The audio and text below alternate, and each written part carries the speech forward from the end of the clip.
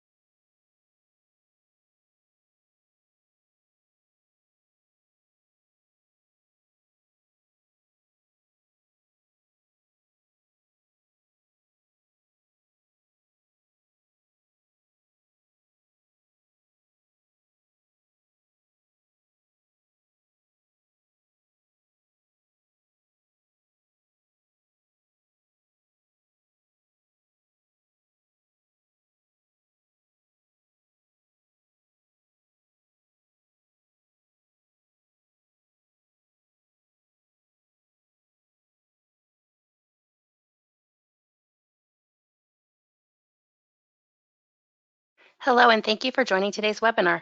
We will begin in 3 minutes.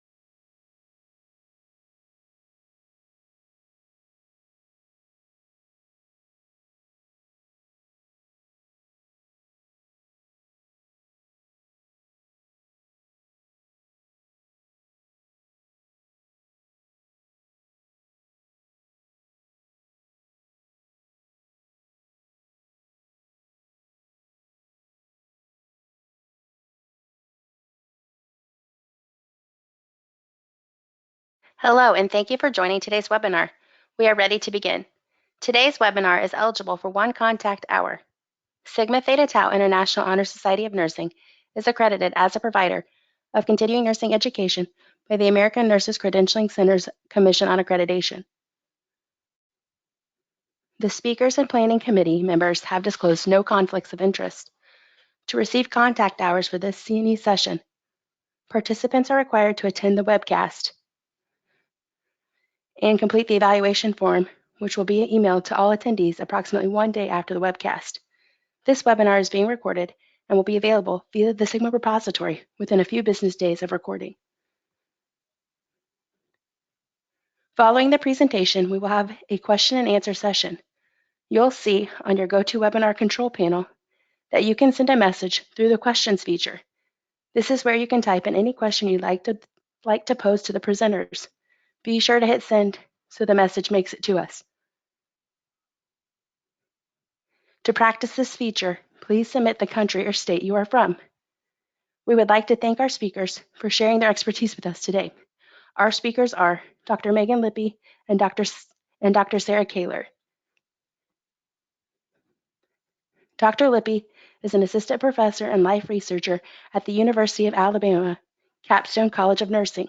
Her area of research focuses on palliative and end-of-life care education.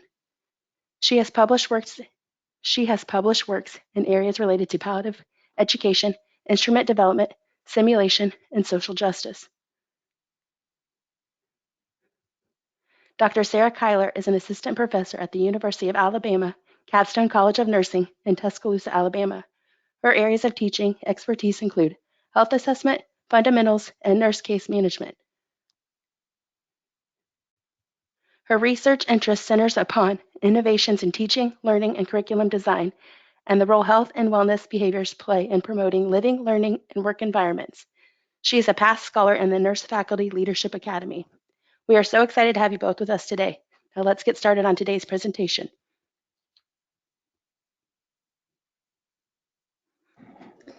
Thank you. This is Sarah Kaler, and I would like to just first take a moment to thank you for carving the time out of your evening to come and be with us today so that we can talk about how to provide education and leadership during this time of crisis in our country and within our local communities. We do want to note that we have no conflicts of interests and that this activity is eligible for one contact hour. Our objectives today are to talk about the different types and stages of grief specific to this pandemic crisis that we are experiencing. We want to identify strategies for responding to that loss and to develop those mechanisms for prioritizing those competing challenges that we are experiencing. Next, we also want to describe methods for fostering resilience, both within ourselves, within our peers and our colleagues, but also more importantly for our students during this time.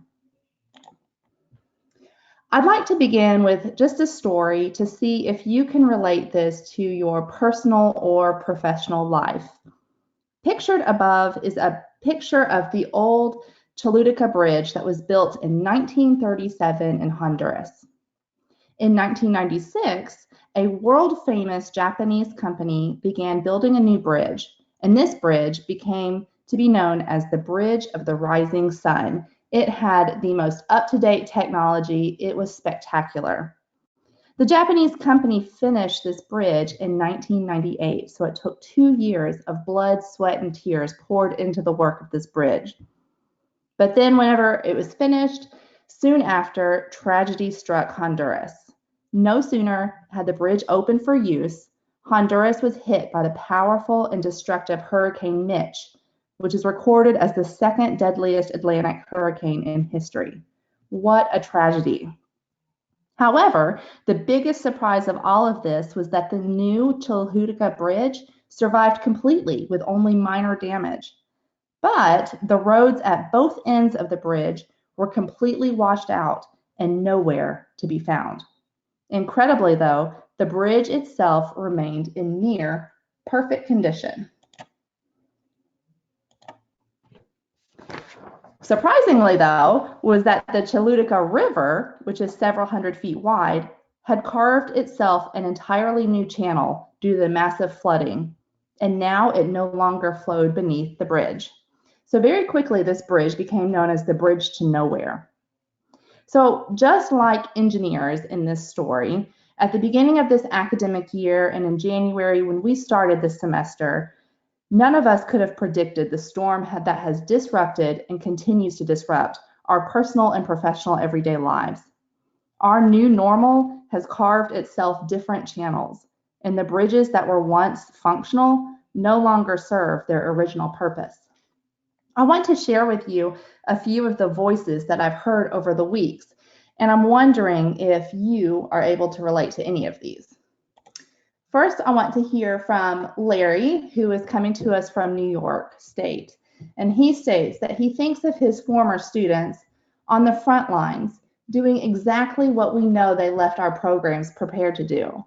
And then he thinks of them doing this without the appropriate resources, the equipment, the tools, working in conditions that are devastating them emotionally and physically.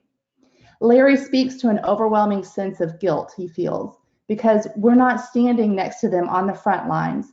We're not involved in direct patient care as educators. He wants to be there with the kids, fighting this fight, comforting them when they are exhausted, making sure they are eating and drinking and taking care of themselves. Next, we're going to hear from Becky Owings. And out of her mouth, she said to her former students who are now current nursing workforce, words fail when it comes to telling you how proud we are of you. It's unfortunate it took a pandemic for society to acknowledge your greatness. You are facing something unprecedented with grace and fortitude. There is no amount of compensation that can equal your worth.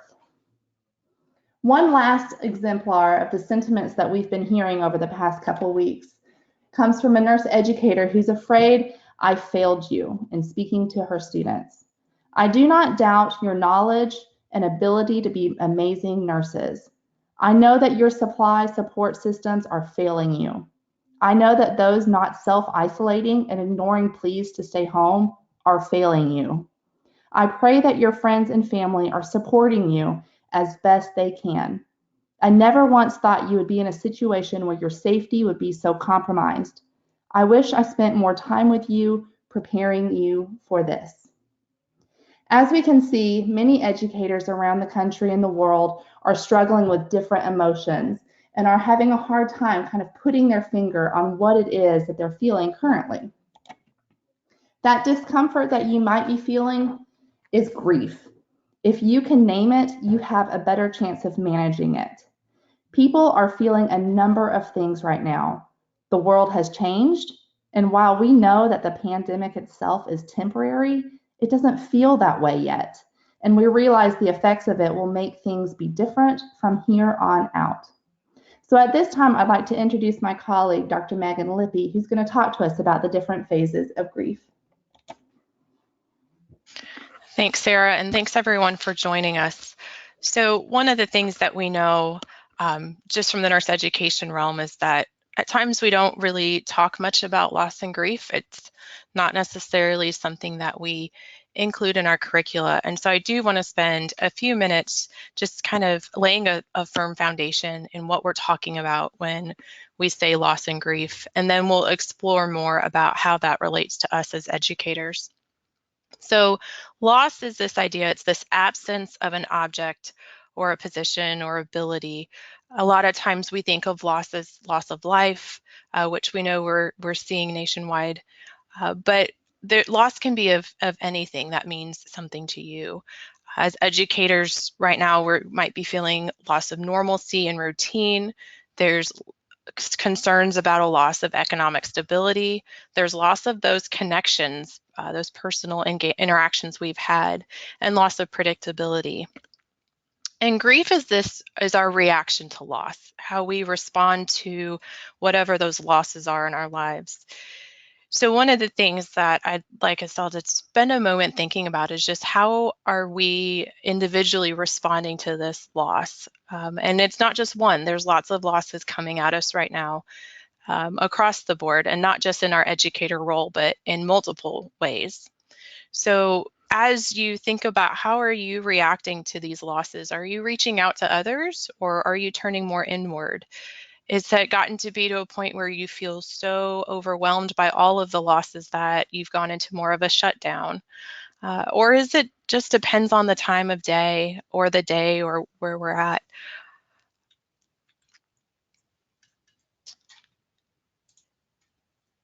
So there's a lot of types of grief. As we think about how are we grieving, there's more than one way to grieve, and it's unique to every single person. So there's normal grief. These are normal feelings, reactions, and behaviors to a loss. These can be physical, emotional, cognitive, or behavioral. And these are things that, again, they're normal. Grief is normal. We don't necessarily like grief, but it's normal and it's okay to be grieving. Anticipatory grief is grief that occurs before a loss. And in this time of uncertainty, there's a lot of anticipatory grief that we might be experiencing. It's this feeling we get about what the future holds when we're uncertain. We know something bad is happening and we can't quite see it or visualize it. It breaks our sense of safety and we feel that loss of safety very palpably. Acute loss is this idea of a sudden and unexpected loss, and I think there's elements of this that we're seeing in our personal lives and our professional lives. Delayed grief is this idea that reactions to a loss are postponed, that it might be consciously putting off or avoiding that, thinking through and processing that loss, or unconscious. Complicated grief has a lot of components. It's complex, but there's this sense of disbelief regarding a loss. There's anger and bitterness over that loss.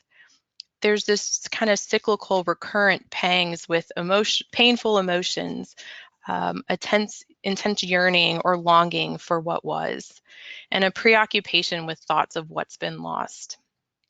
And disenfranchised grief. It's this grief we encounter when a loss is experienced but can't be openly acknowledged or socially sanctioned or publicly shared.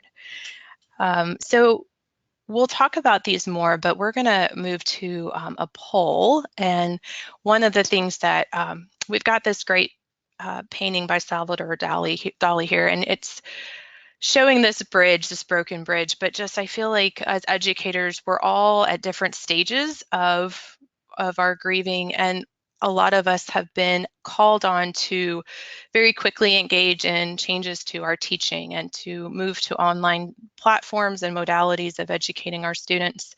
And in doing that, we maybe haven't done the work of grieving and even acknowledging our losses. And I think this painting shows all the different feelings we might be having right now. But we'd like you guys to take a moment and answer this poll, but based on the descriptions of these grief types, which type do you feel best represents what you are feeling as an educator at this time?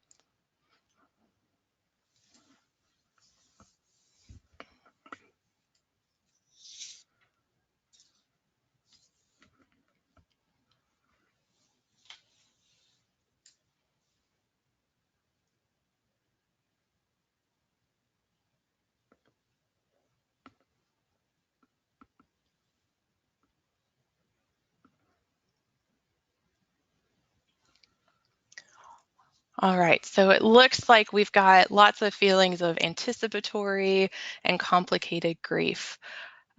So we'll kind of talk about those. Thank you for sharing those as well. I think one of the things, as Sarah mentioned, is that at times if you can name it, it helps us move forward. So just giving us all that opportunity to name what we're feeling, I think is really helpful as we sort of dive into these next steps.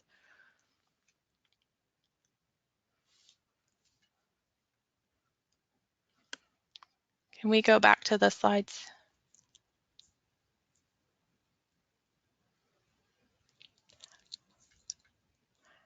Great, thank you.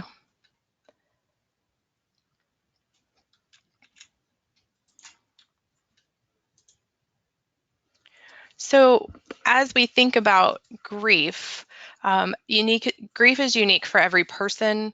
Every person has different losses and different responses to those losses. And we also know that there's different languages of grief and how people respond physically or verbally. And one of the things that we need to do as well is think about how we're coping with these losses.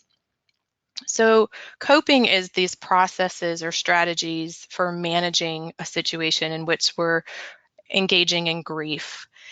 So I want to share a little bit of some theories of grief that are out there, just as a way for us to kind of couch what we're talking about. One of the things that we know, one theory out there is called the dual process model of coping with bereavement. And the important thing with this is it talks about grief as this oscillating process that we move back and forth between states of being at any given time. And there's these two orientations, one being a loss orientation, which refers to concentrating on what's been lost. So actually thinking about the loss itself, incorporating the grief work that we need to do. It involves sometimes feeling, it can be painful dwelling on or searching for that loss. And it lies at the heart of grieving. So there's this loss orientation. And then on the other side of this, we oscillate to this restoration orientation. So focusing on those stressors that can be a consequence of our grieving, but more importantly, it's this idea of reorienting ourselves in a world where this loss has occurred. So finding that new normal, rethinking and replanning our lives. And one of the things that I would submit to you as educators is I think a lot of us have in the past few weeks done a fair bit of restoration orientation and trying to figure out our path moving forward and come up with our game plans and all of our online teaching and how do we do clinical and all of these questions that are coming our way. But I would imagine a lot of us haven't spent much time in that loss orientation, grieving those losses that we've been feeling, grieving that we don't get to say goodbye to our students who are graduating, grieving the lack of interaction with our colleagues on a daily basis. Just, I think that a lot of us have sort of missed out on that, and I hope that some of the things we continue to talk about help encourage you to spend some time in that loss orientation. But with coping, one of the questions is, are we being proactive or reactive? And in the poll, a lot of people said they're feeling this anticipatory grief, this kind of grieving what's coming or knowing a loss is coming. And the research on anticipatory grief talks a lot about that through grieving and doing this work, this grief work, we can experience personal growth and this idea of post-traumatic growth. Personal growth is a person becoming more resilient and understanding themselves, as well as gaining heightened empathy toward others. And post-traumatic growth is these positive changes in ways of relating to others, developing a new understanding of ourselves as stronger and more capable people, and initiating a new life adventures and gaining satisfaction. But one of the most important mediators of this whole process of coping with loss and grief is engaging with our social support. And in this time of social isolation, finding that social support and engaging with our social networks in the same way has changed. And so how are we as educators providing a social support for our students, but also using our social supports to help us through this process? The last idea with grief is stages of grief. This comes from Kubler-Ross's stages. And more recently, Kessler has added a sixth stage. And I just want to spend a little time also thinking through these. I think of all the grief theories, this is the one that's most well known. But we know there's these stages of denial where denial through anger, bargaining, depression, and acceptance. And Kessler has added this idea of meaning, that there's this final stage of finding meaning. I would imagine that a lot of us are not at the meaning-making stage of this, but that we're at some phase along these other 5 stages. And within this, it's not a linear process. We can be all over the place and back and forth between these different feelings. But as from an educator perspective, when we think about, are we feeling denial? It's like it or not, this is really happening. So we might be denying it, but the reality is it's happening. We might be angry about all of these things that are occurring. One of the thoughts is, yeah, we can be mad, but we also have to be moving forward and getting busy with doing the work here. Bargaining, this idea, it's not my fault, but it is our problem to solve, and so we have to be strategize and prioritize how we solve these problems. Depression, there's a lot of sadness right now and a lot of stress. I know I personally feel a lot of stress right now with trying to juggle all of the things on my plate, from now being an elementary school teacher through continuing to do the courses I'm teaching and preparing for my courses for the summer that will be in a new format. Again, lots of feelings, but I'm not going to be beaten by this. And this idea of acceptance. So what are my options? This is the reality, and let's get to work. So with that, I'm going to hand it back over to Sarah to give us some ideas for our strategies and how we can move forward. Great, thank you. Hopefully by now you have kind of picked up on our theme of water and how we are trying to calm the roaring waters that are out there with so many of our nursing educators. I want you to look at this picture and kind of picture yourself, like where would you be in this boat? In times of fear and change, we know that people want answers. They need guidance. And during times of uncertainty, who do they look up to for these things? They look up to their role models, their faculty, their mentors. So I want to shift gears and talk here about leadership. Leaderships in times of uncertainty, of fear, and of change. Because as a leader, it's important to be mindful and to prepare yourself to lead during this crisis. To do that, we have to first ground ourselves. We do this by making the conscious effort to not participate in any of the drama. As we know, there's a lot of information that's floating around right now, and it's floating around through a variety of outlets. We have the news, social media, all sorts of marketing. Email boxes are filling up with every product you've ever purchased now is wanting to target you. Some of this information is accurate. Most of it is not. So we need to be mindful to be careful not to get drawn into the drama. And instead, we need to focus on being the person that we want our peers and our students to be, now more than ever. Secondly, we need to be thoughtful and calm. Leaders during times of crisis point people to something larger than themselves. We know that things will get better with time, but until then, we need to do whatever it takes to get us there. Stay connected. Leaders know that spending extra time listening to the concerns and the worries of our colleagues and students is priceless. This will help them feel connected to you, to the course that you're teaching them, or to the institution that you both belong to. Listen without judgment, but also in doing so, help connect people back to reality. Remind them that they too will get to the other side of this pandemic. As part of that, we want to offer credibility. During a time of uncertainty like this, many questions are being raised and nobody knows the answer to these questions just yet. I know personally, I'm wondering, will fall 2020 classes be online as well? Will any of our out-of-state students come back eventually to campus, or are they going to end up transferring to local home schools? Nobody knows the answer to these questions. But during that time of uncertainty, a leader can still convey confidence that regardless of the outcome, we will find our way to the other side of this. Part of that is modeling courage.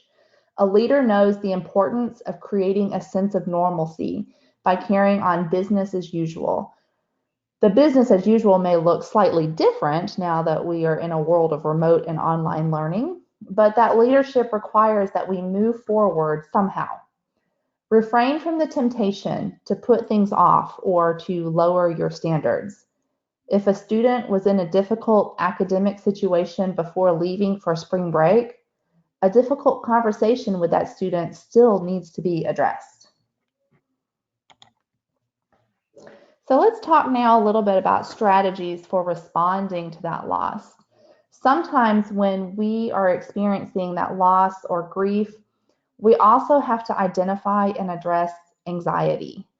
It's natural during times of uncertainty to find our minds wandering to those worst case scenarios or images. In fact, it would be unhealthy to ignore these anxieties altogether, because that just would create a repetitive case of unhealthy denial that Megan was talking about earlier.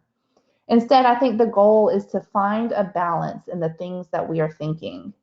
If you find something that's negative, that is weighing you down, force yourself to be equally conscious about seeking out positive things that surround us daily. We've talked about anticipatory grief, and it's the mind going to the future and imagining the worst.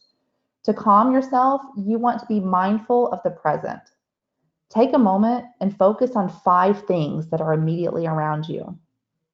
These could be your computer, a table lamp, a photo frame, a window to the outside world, and your chair.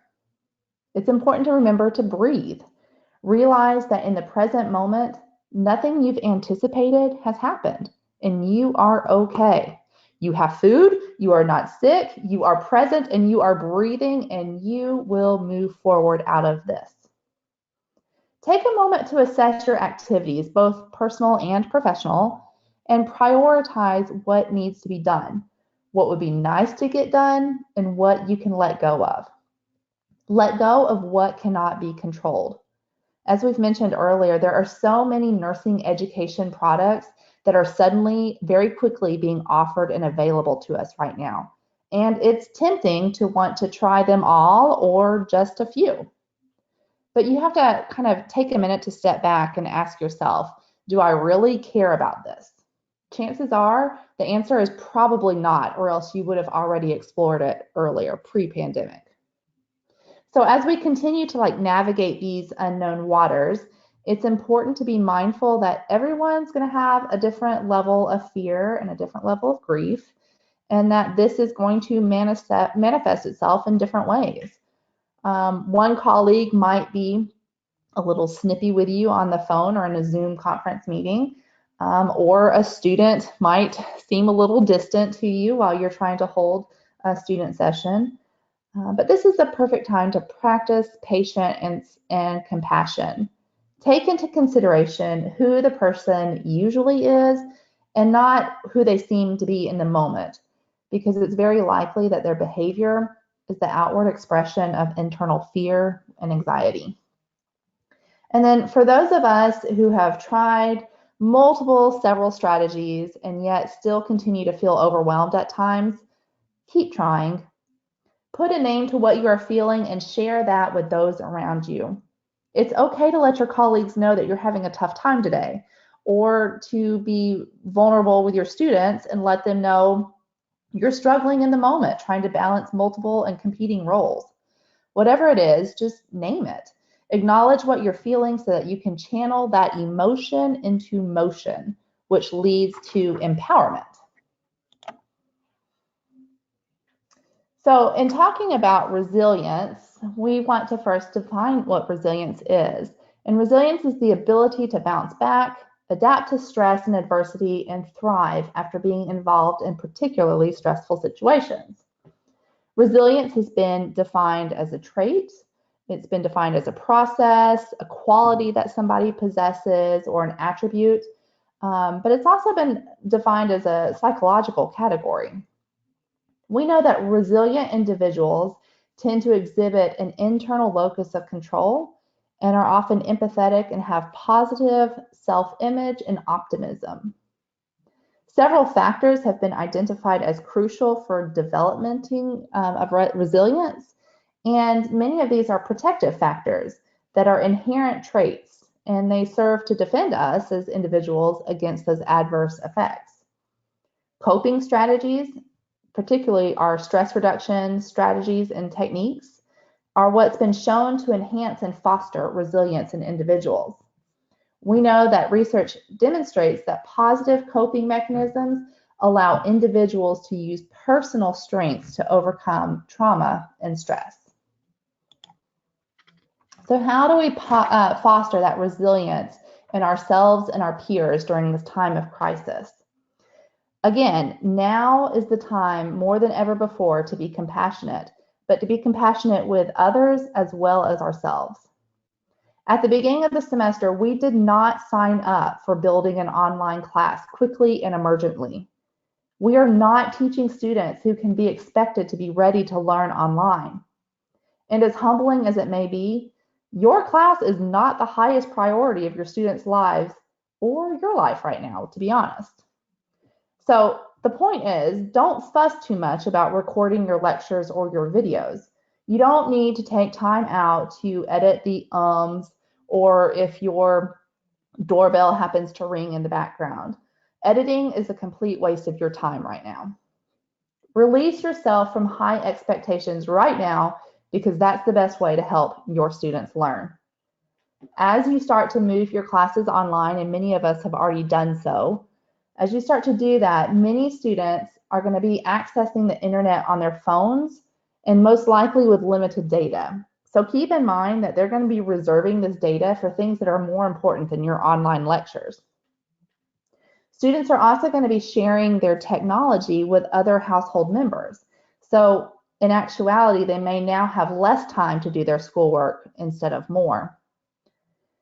In nursing education, and particularly in terms of graduate education, many students are going to be working more, not fewer, hours now that they might be getting called to the front lines. And then lastly, some of our peers and our students and even yourself, like we are going to eventually get sick, and others are going to be caring for people who are ill. Many of us are also going to be challenged by doing this while also parenting. So to develop this student resilience during this time of crisis, for most of us, I would be willing to bet that most of our student population that we have would fall under either the millennial generation or the Generation Z, that is the up and coming. We know that millennials are kind of phasing out and Generation Z students are phasing in.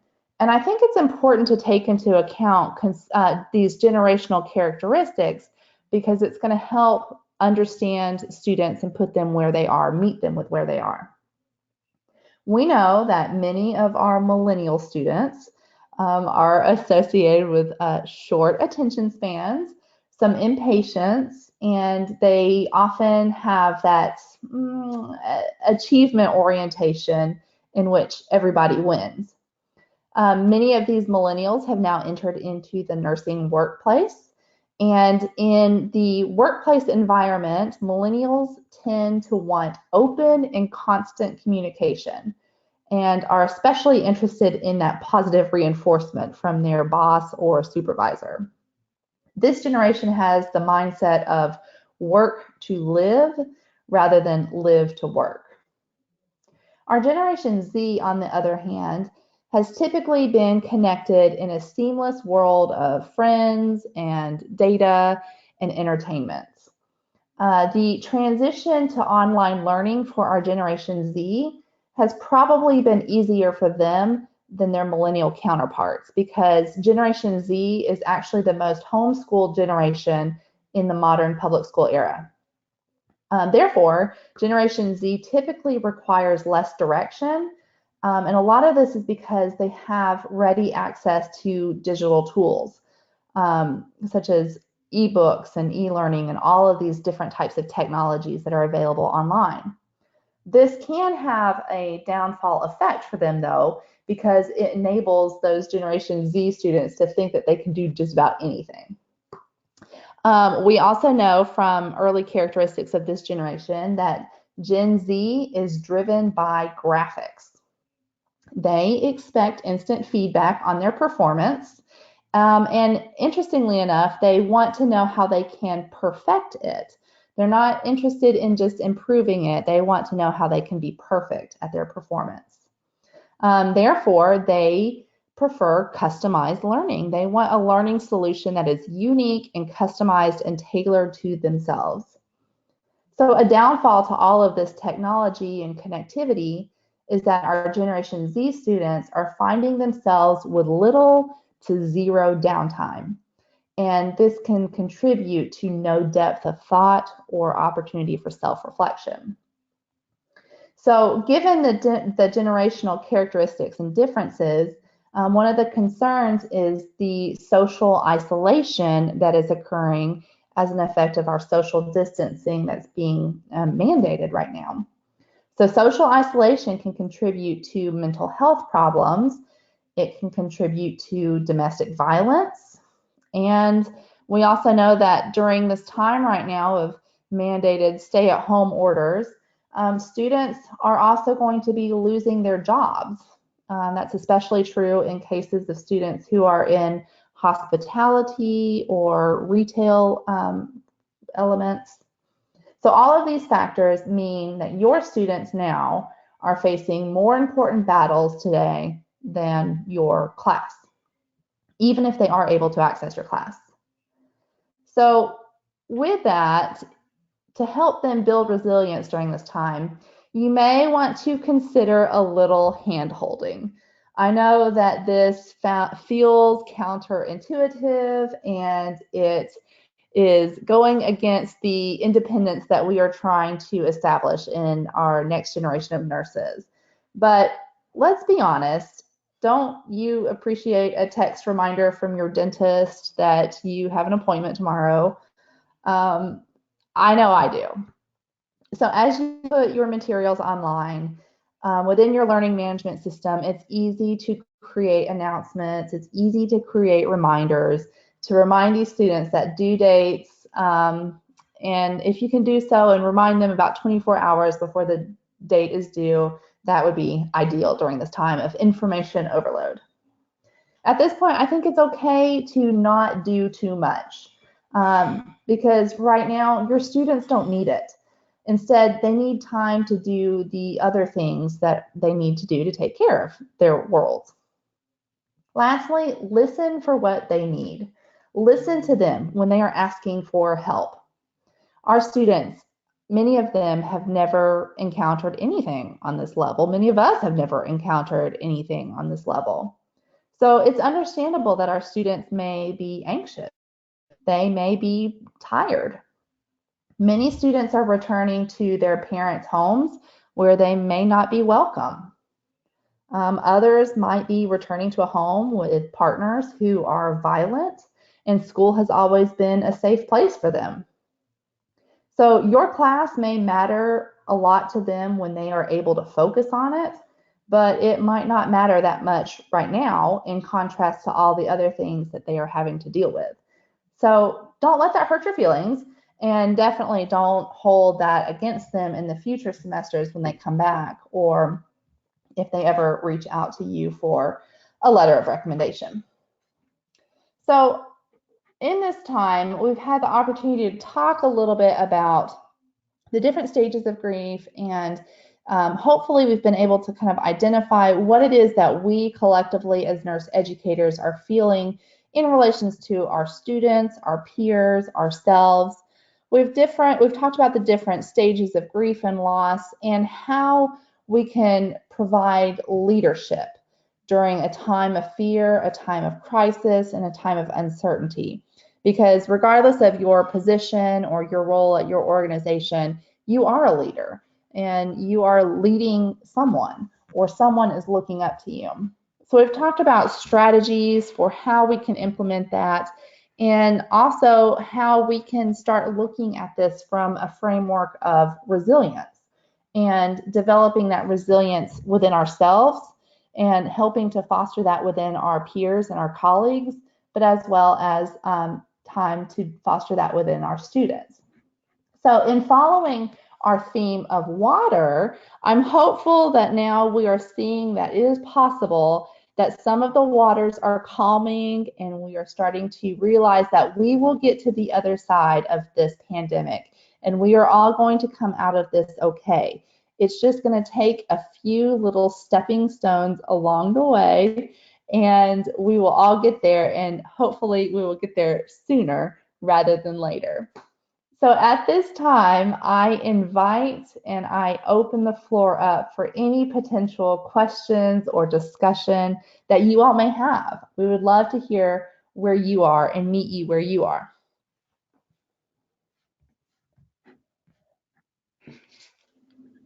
Sarah and Megan, just as you had mentioned several stages of grief, an attendee would like everyone to know there's also cumulative grief and grief overload.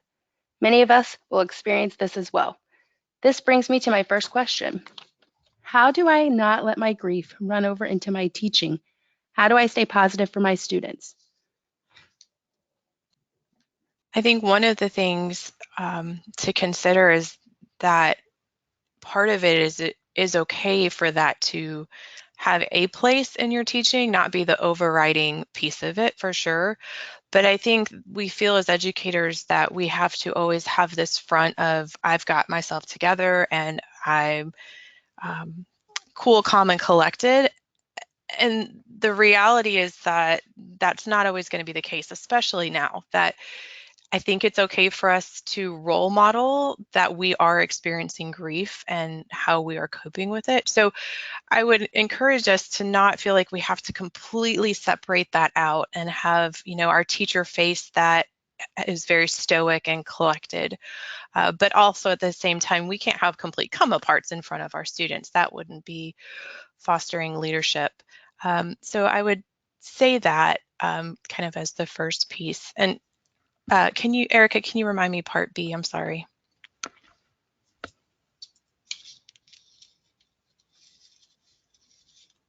What was the second part of that? I'm sorry.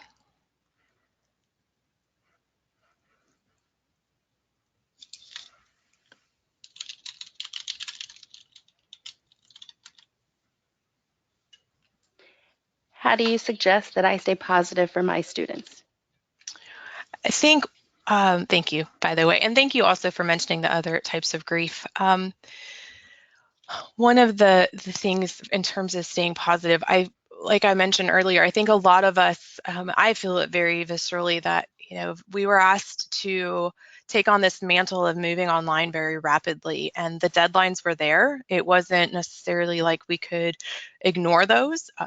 Maybe some of us got an extra week to do that work and figure out how to deploy our class online and figure out all of the pieces of this. But I would submit, again, I feel that a lot of us skipped over an important piece of allowing these emotions to be experienced and lived. And I think a lot of us have not given ourselves time to do the grieving. We very quickly found ourselves in a new world with our kids are now at home and schools are closed and teaching is online, and there's so many changes. But I would say first, in order for us to be positive, it's important for us to first take that time to do this grief work. And it might not be that you have this unlimited amount of time, but spending a little bit of time acknowledging these feelings that we're having. And then, so doing that grief work, allowing ourselves to just be in those moments of feeling what we're feeling, and then reframing it and trying to think about, okay, so yes, I am feeling really overwhelmed right now, but what's one thing I could do to move myself forward? And then, that allows us to kind of reframe and move into a more positive perspective. But it would be really hard for anybody to be fully positive with our students if we haven't allowed ourselves to really process through what all's happened.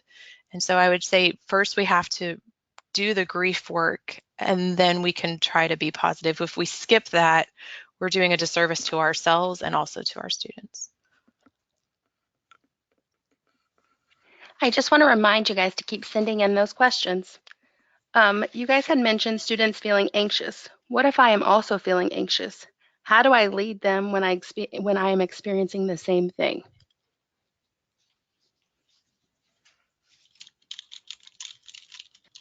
Yeah, thank you for that question, because I have had those moments myself where you just have the moments of anxiety and that overwhelming sense of all the things that you have to do professionally, but also all of the things that you have to do personally. I think, again, it all goes back to putting a name to it. Because once you name that emotion, you can do something about it. So recognizing the anxiety, and that's where the coping strategies and the stress techniques that we teach our students about self-care come into play. When you're feeling those moments of anxiety, take a deep breath, step back from the situation, go for a walk and confide in a friend if you can. All of those are healthy mechanisms for stress and for coping that we teach our students to do within the clinical setting. I think that's important to now. We have to walk the walk, and the things that we teach our students to manage stress are the things that we need to be implementing within our own lives. I think that this is the perfect plug for self-care.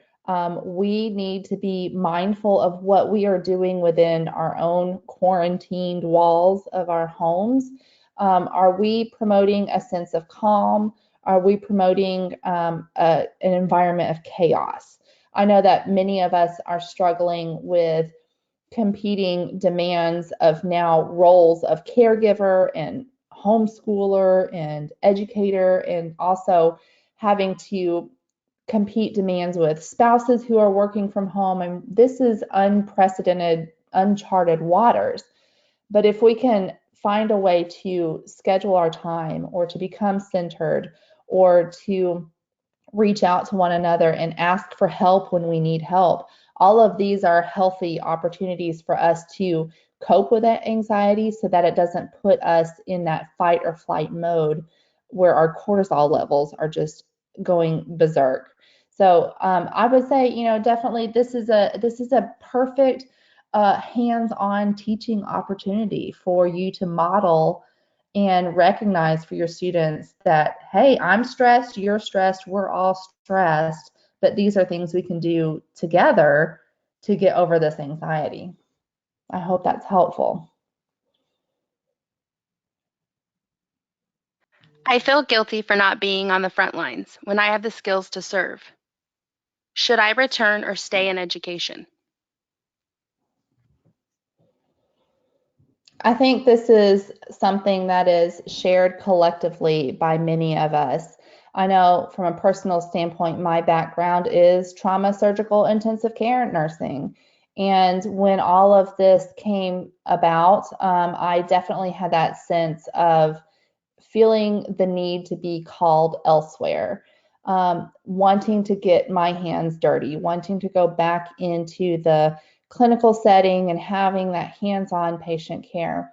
And I think that that was even one of the things that was expressed earlier in the anecdotes that we shared in a previous slide, is that sense of overwhelming guilt, kind of almost not only guilt for yourself or guilt for your immediate patients, but guilt to the profession of, I have this skill set and it's needed and it's needed desperately, but I can't contribute right now because I don't work for a hospital. I work for an education institution. I think that those are normal feelings to associate with the different types of grief.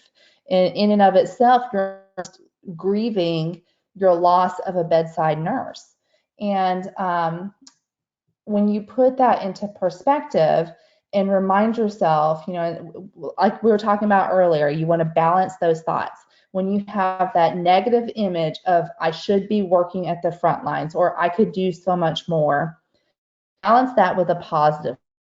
And you and the things that you are doing now in your educator role are equally valuable and equally needed, because you are preparing the workforce that is going to take care of everybody 6 months from now, a year from now, into the future. The role that you are doing right now as a nurse educator for your current students, you can now take this as an active learning opportunity and prepare those students for the crises that may come into their lives. So I think it's important to not fall into the trap of thinking that just because we as nurse educators are not on the front line, we're not doing anything, because we absolutely are. We are preparing the next generation. And if you were to remove yourself from education and go to the front line, then you're doing a disservice to your current students and the students who need you now. So you are just as needed here in the education classroom as you are on the front lines. Thank you. Next question. When I handle grief, I tend to shut down, but I need to keep going. I need to keep teaching. Do you have any additional resources you can share, especially during this time of being away from others? Absolutely. It can be this feeling of being shut down. And at times we do need to not completely shut down, but we do need to have some time to just sit with this. I know personally, I have times where I just need to kind of shut down some of my roles. Like, okay, I can't do everything right now. I need to put aside the educator hat, or I need to, ask my husband to be the sole caregiver for a little bit as I take some me time. But yes, we do then have to move forward. But again, I think one of the things we feel very pressured to do right now in response to the crisis is just move on. I think a lot of us feel like we have to get to this stage of acceptance and having found meaning in this, but not let us go through all of the other stages of grief, or not letting us think through all of these emotions. But I would say if you are feeling shut down and you feel like maybe some of your coping strategies that you used before aren't maybe working in the same way, I would say one step would be to reach out. What we see with grief, that social support is so important. When we think in the bereavement world, a lot of times we encourage people who've lost a loved one to engage in support groups. And this is not even just with death and dying, but we see support groups with substance abuse and with other things. So we know that that support is so important. And so I think at times we could find ourselves in this time of social isolation, feeling like we have to do this on our own, that we need to be isolated, but that would be the time to reach out, and not necessarily reach out to everybody, but who is that trusted person in your life who you could go to and say, I'm feeling shut down, I'm feeling overwhelmed, I'm feeling all these things, and just have that sounding board, because we need that. And I think too, as educators and as colleagues, we might have people coming to us saying these things. And I would encourage us to be real mindful of this idea of presence that we use. We teach this a lot in the palliative care world, but just that idea of being with somebody and being present for them in these moments can be meaningful. And no, we can't maybe physically be present with one another, but how could I be present with my colleague at that time who's really struggling or feeling shut down? Could I, if they call me on the phone, can I have a meaningful conversation? Can I step away and give them my time? So I think there's both sides of that. But if you're feeling like you're drowning, if we're going to keep with our water analogy here, it's okay to ask for a life raft from someone who you feel safe doing that with.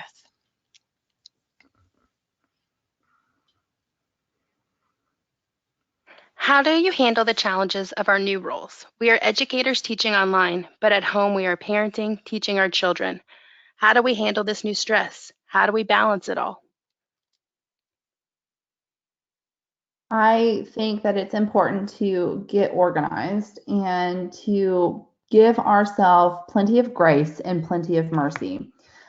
Jokingly, whenever my children's school announced that fifth grade and pre-K was going to be no longer face-to-face instruction and that I was now responsible for homeschooling them, I jokingly asked if this was something that I could put on my CV as fifth grade educator and pre-K educator and add that to my skill set. I think it's an opportunity for us to extend ourselves some grace.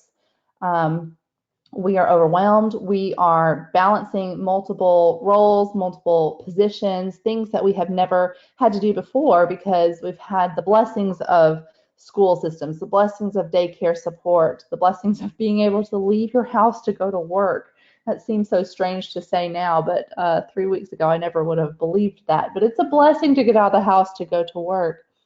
So extend yourself some grace. Extend yourself that opportunity to create a schedule that works for you with your unique situation, that works for your family. It might be that your productivity drops, and I think that that is okay. It might be that your spouse or your partner is going to have to decide whose work day is more important in which hour and whose meeting is more important. It might be, letting your kids have a little bit more screen time than you normally would have. I think that all of these are things that we are doing right now because we're in survival mode and reminding ourselves that this too shall pass. We are going to get to the other side of this, and our kids and our spouses are going to be okay as a result of this. We're still going to raise healthy and productive children who are going to contribute to society in a way that is still maintaining a sense of humor and resilience. So again, kind of going back to that anticipatory grief, worrying about what's going to happen to the futures of our children, the futures of our marriages as a result of this, Let's focus on the mindful present. Let's see what are the things that we can do right now, today, within this hour, to center and to be balanced and to be focused on what's right for us in this moment. And I think that that's probably the most helpful technique possible. Well, I just want to say thank you so much to our presenters today for all the great information. Sigma is grateful that you took the time to share with this audience, and we look forward to hearing more from you in the future. As a reminder to attendees, can you share the country or state you are from? And thank you to our attendees for joining us tonight. Have a wonderful evening.